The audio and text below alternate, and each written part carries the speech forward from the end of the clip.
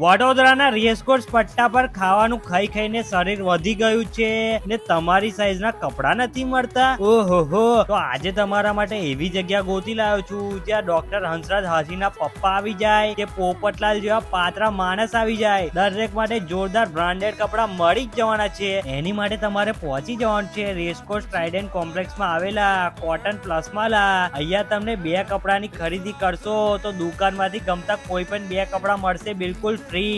એટલું જ નહીં, 3 કપડા પર 4 કપડા અને 4 કપડા પર 6 કપડા મળશે એકદમ ફ્રી.